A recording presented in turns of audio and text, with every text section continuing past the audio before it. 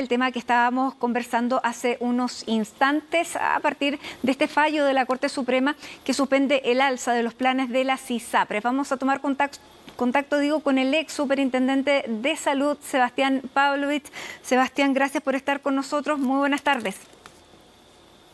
Hola, ¿qué tal, Matilde? Buenas tardes.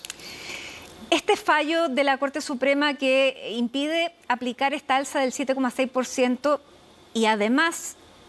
conlleva que tienen que devolver todo lo que las ISAPRES percibieron por haberlo subido durante este tiempo. ¿Cuán riesgoso es este escenario para las ISAPRES?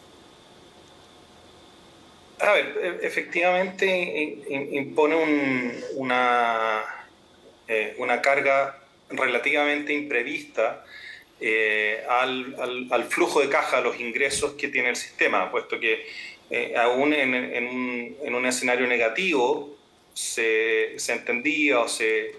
proyectaba que iba a hacerse cargo solo de los recursos que se habían presentado. Y jamás estuvo en las predicciones de nadie pensar que esto iba a tener un efecto general y de paralización, sobre todo el proceso de reajuste. Y eso sin duda, de alguna manera, viene a condicionar la capacidad que tengan estas instituciones de equilibrar sus finanzas en los próximos meses. O sea, vienen de prácticamente 18 meses seguidos de pérdida, que están determinadas básicamente por un congelamiento en los reajustes en los años anteriores y un explosivo aumento en el uso de las prestaciones, en gasto de licencias médicas, que determina una situación de desequilibrio entre lo que son capaces de recaudar y el gasto en el que están incurriendo. Y si ya están de alguna manera con luces amarillas, esto efectivamente puede significar un escenario de mayor tensión en los próximos meses, dependiendo de la salida que se encuentre, porque la misma Corte, junto con paralizar todo el sistema, encomienda a la superintendencia hacerse cargo de repetir de alguna manera el proceso y permitir una ventana para que las ISAPRES puedan cumplir con el estándar de exigencia, que es demostrar que estas alzas o estos reajustes están justificados y que son los que de alguna manera pueden permitir que puedan seguir cumpliendo con sus obligaciones financieras, tanto frente a los afiliados como también frente a los prestadores de salud, y cumpliendo con los indicadores legales que exige la ley y que monitorea la Superintendencia de Salud. Claro, pero eso abre una ventana de tiempo en la que tal vez algunas, las que están más apremiadas, no tienen como para sobrevivir en ese intertanto. Por lo tanto, ¿es posible ver que el gobierno intervenga en una especie, entre comillas, de salvataje por este periodo? Porque si no, el flujo que se viene para el propio sistema público de salud es gigante. Yo desdramatizo la situación desde la perspectiva de que no vamos a tener una quiebra inmediata de un día para otro de una compañía. Lo que se empieza a producir es de alguna manera se empieza a entrabar la rueda del sistema, la bicicleta, si se quiere, y lo que debería ocurrir después, eventualmente, es que se incumplan indicadores, la superintendencia monitorea eso, tendría que ver, más que un salvataje, una alternativa para que el incumplimiento de indicadores puede ser resuelto en el mediano plazo, dependiendo de las medidas que tanto la autoridad como las propias compañías tomen para efectos de equilibrar sus finanzas y permitirle continuidad al sistema, cosa de asegurar de alguna manera que la transición hacia el sistema que finalmente adopte el país en los próximos meses sea lo más tranquila posible. Ya me refiero claro. con tranquila básicamente para que los costos de esto no golpeen no solamente la vida cotidiana, sino las expectativas de vida, el acceso a atenciones de salud, la normalidad de la atención de salud de millones de personas. Ahora, ¿de qué estamos hablando cuando se habla del incumplimiento de estos indicadores que se pudiera tal vez permitir? O sea, en el fondo, más que permitir, una opción es tratar de relajar los indicadores de liquidez y de garantía, pero con los riesgos que tiene eso de transferir a los prestadores especialmente, pero también a los usuarios del fondo, una mayor incertidumbre respecto de una eventual crisis futura. Pero eso podría permitir, en la medida que esté bien monitoreado, que esté bien planificado, en el fondo, ir reequilibrando la situación en la medida que se resuelva este proceso de alzas y también en el fondo se revise el proceso de eventual reajuste que podría ocurrir el próximo año de acuerdo a la ley.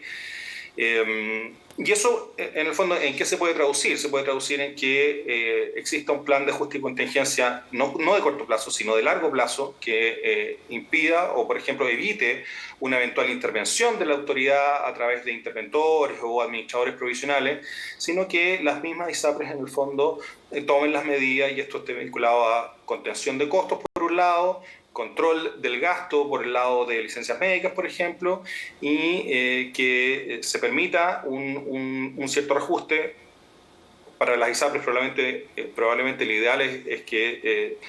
lograr demostrar que este reajuste de 7,6% estaba justificado, pero si no lo logran, en el fondo, el reajuste que sea, me imagino que es el que va a permitir, de alguna manera, eso y otras medidas, generar una continuidad o asegurar una continuidad de su actividad, de manera de asegurar a las personas que van a poder seguir gozando de las prestaciones a que tienen derecho. Ahora, dentro de este fallo de la Corte Suprema que todos los abogados de las ISAPRES estaban leyéndolo cuidadosamente, tiene más de 300 páginas este fallo, sí. También da, más bien, al aplicar esta sentencia sobre estos 12 casos, se aplican en general, por lo tanto no va a haber judicialización de ninguno de los casos presentados, por lo tanto eso, entre comillas, tiene un ahorro en abogados para las ISAPRES. ¿Eso también se puede considerar? Sí, efectivamente no se condenan costas y por lo tanto no habría ese gasto que hasta ahora son recursos del sistema que se van a gastos de administración por la vía de las costas judiciales. Pero tienen que hacer la devolución de los hasta ahora 10.000 millones que habían ganado en este tiempo. Es que a eso voy, en el fondo ese ahorro para el impacto que tiene la sentencia es relativamente marginal, digamos, porque en el fondo el impacto que tiene esta sentencia es muchísimo mayor, tanto en lo que van a dejar de percibir a partir de este momento, como con lo que tienen que recalcular, en el fondo todo lo que percibieron y que tienen que incorporar en cuentas por pagar a través de las cuentas de excedente de los propios afiliados. Ahora esto, Sebastián, se produce en un momento, en una coyuntura que lo conversábamos recién con Ángela Rayman, una coyuntura política bien particular, porque se está definiendo en la nueva Constitución el nuevo sistema de salud en el que las ISAPRES no forman parte como aseguradoras principales, sino que más bien como seguros de salud complementarios, donde claramente su participación en el sistema va a ir decreciendo. Por lo tanto, ¿cuál es el incentivo para una industria que tiene que recuperarse de esta manera a seguir trabajando cuando saben que de todas maneras van a salir del mercado? A ver, yo creo que es evidente que nuestro sistema de salud, con todas las incertidumbres que lo rodean, hay ciertas cosas claras. Va a haber cambios, independiente de lo que suceda el 4 de septiembre, si es aprobada o es rechazada, como yo espero, la propuesta constitucional, el debate sobre el sistema va a continuar y probablemente muchos de los cambios que tienen que hacerse al sistema tendrán que hacerse prácticamente en cualquier escenario, porque el sistema de salud público requiere reformas importantes, recursos adicionales, pero también una reformulación de su modelo de atención. Y sin duda también el sector privado tiene que sufrir cambios, porque hoy día muestra, este es un botón de muestra, su modelo normativo, su modelo regulatorio está absolutamente en crisis y cuestionado. Por lo tanto, eso tiene que cambiar. Ahora, respecto de incentivos, yo creo que el principal incentivo que tienen las compañías para visualizar la necesidad de sostenerse hasta esperar una transición,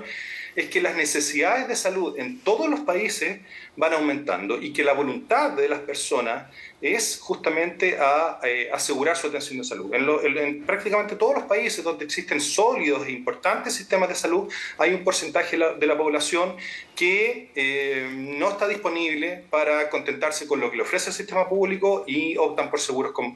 complementarios. Eso pasa en Inglaterra, pasa en España, pasa en Corea, pasa en Colombia. Por lo tanto, el incentivo fundamental es que demanda por atención de salud no solamente va a haber, sino que está demostrado que a medida que los países se desarrollan, esa demanda va a seguir aumentando. Por lo tanto, si no son estos actores, van a entrar otros, porque de alguna manera la demanda está asegurada. Aun cuando logremos que nuestro sistema público de salud sea razonablemente atractivo para la población y la mayoría se mantenga contenta ahí, siempre va a haber un porcentaje de población que está disponible y que tiene la capacidad para buscar este camino alternativo. Claro, pero de todas maneras, bueno, ahí hay que ver los ajustes del mercado y la cantidad de personas también que pudieran acceder de otra manera. Por lo tanto, sí, no, sin duda. No ve que no haya espacio para las ISAPRES en el futuro, pese a los cambios que se vienen.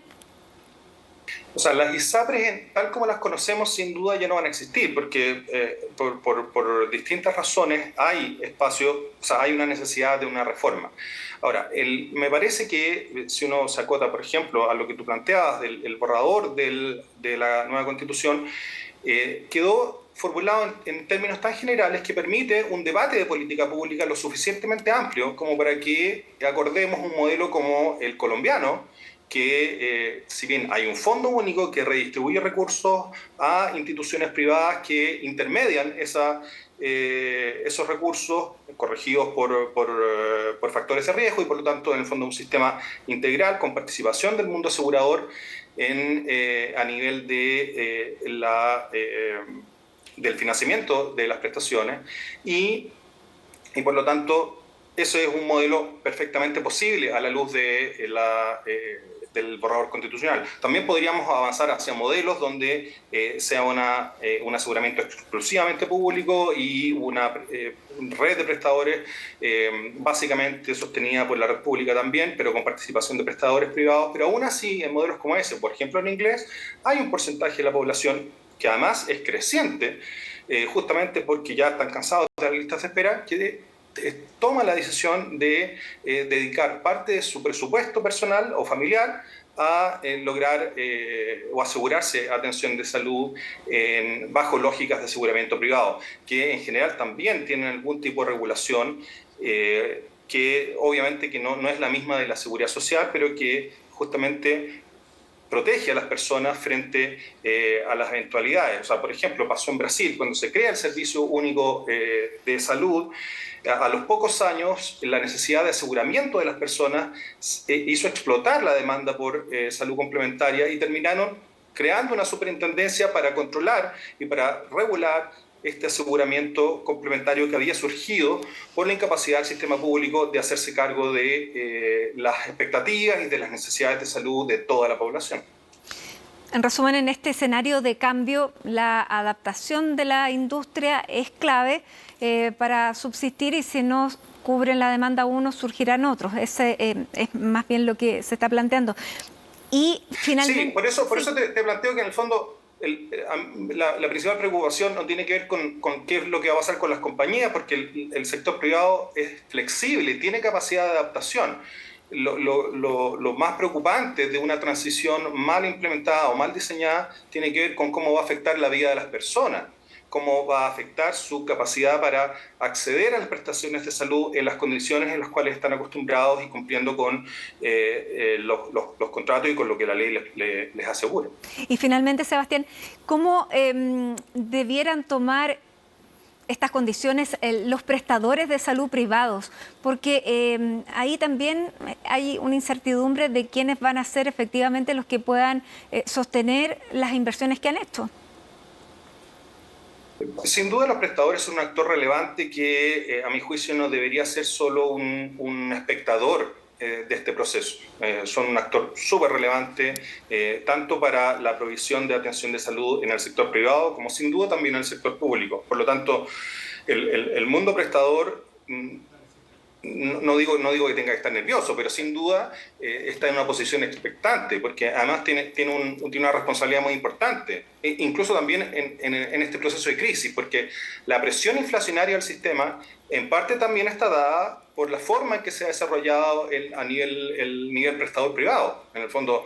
las ISAPRES o la justificación que siempre plantean para reajustar y para subir sus precios tiene que ver con los aumentos de costos, y los aumentos de costos tienen que ver con justamente una mayor demanda muchas veces eventualmente inducida o quien no ha podido generar los incentivos adecuados para que los prestadores también se suban al desafío de contribuir a la contención de costos y que efectivamente el mayor gasto en salud esté destinado a lograr mejores resultados en salud, que tenga impacto en la salud no solamente individual, sino que también poblacional. Y ahí, sin duda, el sector prestador, más que estar al debe, digamos, en el fondo tiene que subirse al carro de este desafío de participar en el modelamiento de un sistema de salud que tenga la capacidad de alinear muy bien los incentivos tanto de los usuarios, de los prestadores, como también él o los seguros que tengan que administrar el financiamiento en el futuro. Bien, muchísimas gracias Sebastián Pavlovich, ex superintendente de salud, por conversar con nosotros, explicarnos más bien cómo se está viendo el sistema en este escenario que es complejo. Seguimos, por cierto, atentos porque las reuniones entre el Ministerio de Salud y las CESAPRES continúan. Viene una próxima el próximo miércoles, considerando también este fallo y este nuevo escenario. Muchas gracias. Encantado, Matilde.